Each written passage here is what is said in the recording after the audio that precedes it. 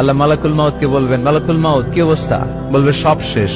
মাইয়াপ্পা, কে বাকি? মালাকুল মাউত বলবে জিনেরা বাকি, যাদেরকে দেখা যায় না। আল্লাহ বলবেন জিনদেরকেও শেষ করে ফেলো, রুহু কবজ করো। মালাকুল মাউত আজরাইল জিনদের রুহু কবজ করবে। আল্লাহ এবার জিজ্ঞেস করবে, ইয়া মালাকাল মাউত আখবিরনি মাইয়াপ্পা, এবার বলো আর কে বাকি? মালাকুল মাউত বলবে, আল্লাহ মানুষগুলো সব শেষ, জিনগুলাও শেষ, এবার বাকি ইবলিশ শয়তান। কে বাকি? ইবলিশরেও শেষ করো, ইবলিশও শেষ। আল্লাহ আবার জিজ্ঞেস করবেন, ইয়া মালাকাল মাউতি মাইয়াব্বা, আর কে বেঁচে আছে বলো? মালাকুল মাউত বলবে, আল্লাহ আপনার কথা অনুযায়ী পৃথিবীর সব মানুষের রুহু কবজ করলাম, সব জিনদের রুহু কবজ করলাম, ইবলিসের রুহু কবজ করলাম, এখন আছে শুধু ফেরেশতা। আছে কারা? যাও ফেরেশতাদের রুহু কবজ করো। ফেরেশতাদের রুহু কবজ হয়ে যাবে। এবার আল্লাহ জিজ্ঞেস করবেন, ইয়া মালাকাল মাউত আখবিরনি মাইয়াব্বা। মালাকুল মাউত বলবে, আল্লাহ আপনার কথা মতো ধরে ধরে সব শেষ, ফেরেশতাও শেষ, 4 জন ছাড়া। কয়জন ছাড়া? জোরে বলেন, কয়জন ছাড়া? ইসরাফিল, জিব্রাইল, মিকাইল, আজরাইল। আল্লাহ এই 4 জন আমরা বাকি। আল্লাহ বলবে, যাও ইযহাব ইনতালিক ইলা জিবরিল ওয়াকবাদ রূহা, জিব্রাইলের রুহু কবজ করো। ইযহাব ইলা ইসরাফিল ওয়াকবাদ রূহা, ইসরাফিলের রুহু কবজ করো। ইযহাব ইলা মিকাইল ওয়াকবাদ রূহা, রুহু কবজ করো। ওই 3 ফেরেশতাও শেষ। এবার আল্লাহ তাআলা জিজ্ঞেস করবেন, ইয়া মালাকাল মাউত আখবিরনি মাইয়াব্বা, হে মালাকুল মাউত আর কে বাকি আছে বলো? মালাকুল মাউত বলবে, আল্লাহ আপনার কথা মতো মানুষগুলো শেষ, জিনগুলো শেষ, ইবলিশ শেষ, আমার বাকি 3 ভাই ইসরাফিল, মিকাইল, জিব্রাইলও শেষ, শুধু আমি, শুধু আমি। আল্লাহ বলবেন, কেউ নাই? মালাকুল মাউত বলবে, না আল্লাহ কেউ নাই। এবার আল্লাহ তাআলা বলবেন, মালাকুল মাউত তুমি তো সবাই রে মারছো, এবার তুমি মরো, এবার তুমি মরো, তুমি মরো। শোনার সাথে সাথে মালাকুল মাউতের কাঁপুনি ছুটে যাবে, খিঁচুনি এসে যাবে ভয়ে। আল্লাহ বলবেন, কাঁপুনি দিয়ে তো লাভ নাই, কারণ কুল্লু নাফসিন যায়িকাতুল।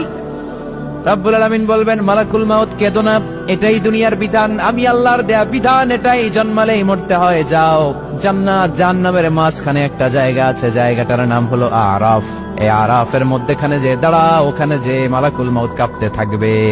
মালাকুল মাউত বলবে, আল্লাহ সৃষ্টির শুরুতে যদি জানতাম, সৃষ্টির শুরুতে যদি জানতাম সবাইকে মৃত্যুদান করার পরে, রূহ কবজ করার পরে আমাকেও মরতে হবে, তাহলে এই কঠিন দায়িত্বের ব্যাপারে আপনার কাছে ক্ষমা চাইতাম।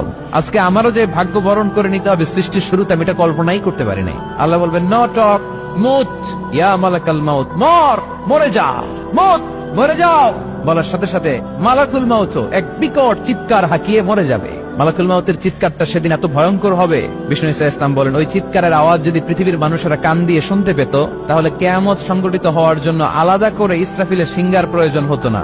ওই চিৎকারের আওয়াজে প্রতিটা মানুষ কানের পর্দা ফেটে ওই জায়গায় লাশ হয়ে পড়ে যেত। এবার ডানে বায়ে, সামনে পেছনে, উপরে নিচে কেউ নাই, একজন ছাড়া। জোরে বলতে হবে, তিনি কে? আল্লাহ তখন পৃথিবীকে একটা ডাক দিবেন, বলবেন, ইয়া দুনিয়া আইনা আনহারুকি, এই পৃথিবী তোর নদীগুলো কোথায়? ইয়া দুনিয়া আইনা আশজারুকি, এই পৃথিবী তোর গাছগুলো কোথায়? বটতলা। ইয়া দুনিয়া আইনাল জিবাল, তোর বড় বড় মাউন্ট এভারেস্ট পাহাড়, আলাস্কা পর্বতমালা, আলপস পর্বতমালা, এগুলো কোথায়? তুর পাহাড় আজকে কোথায়? ইয়া দুনিয়া আইনাল মুলুক, রাজা বাদশারা কোথায়, যারা ক্ষমতার দাপটে পা জমিনে ফেলতে চাইতো না? আইনাল জাবাবেরা, অত্যাচারী শরীর শাসকগুলো আজকে কোথায়? কোথায় আজকে? কোনো আওয়াজ নাই। আল্লাহ তখন হুঙ্কার দিয়ে বলবেন, লিমানিল মুলকুল ইয়াউম, who belongs the kingdom today. Allah চিৎকার দিয়ে বলবেন, আজকে ক্ষমতা কার? আওয়াজ করে বলেন, সেদিন ক্ষমতা কার? আল্লাহ সেদিন প্রশ্ন করে নিজেই নিজের প্রশ্নের উত্তর দিবেন, লিমানিল মুলকুল ইয়াউমা লিল্লাহিল ওয়াহিদিল কাহ্হার। সেদিন ক্ষমতা দুনিয়ার কোন রাজার নাই, কোন বাদশার নাই, কোন স্বৈর শাসকের নাই, কোন সুলতানের নাই, কারো নাই। সেদিন ক্ষমতা চলবে একজনের, তিনি কে?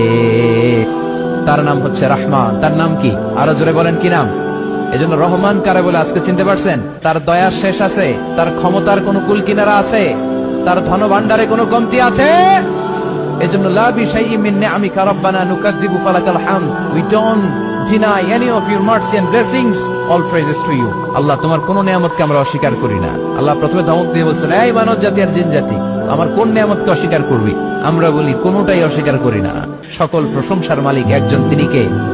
ইমাম বাইহাকি বলেন, আল্লাহর হাবিব সাল্লাল্লাহু আলাইহি ওয়াসাল্লাম ইরশাদ করেছেন, ইন্না লিকুল্লি শাইইন আরুস ওয়া আরুসুল কুরআনি সূরাতু আর-রাহমান। আলেম ওলামারা বলেন তো আরুস মানে কি? মাশাআল্লাহ, নববধূ। আরুস মানে নতুন বউ, আরুস মানে নতুন বউ, নববধূ। আল্লাহর হাবিব বললেন, লিকুল্লি শাইইন আরুস, সবার একটা করে নববধূ হয়। আর কোরআনের নববধূর নাম সূরা আর-রাহমান। ইন্না লিকুল্লি শাইইন আরুস ওয়া আরুসুল কুরআনি সূরাতু আর-রাহমান। দুনিয়ার প্রত্যেকের জন্য আল্লাহ একজন করে নববধূ দান করেছেন।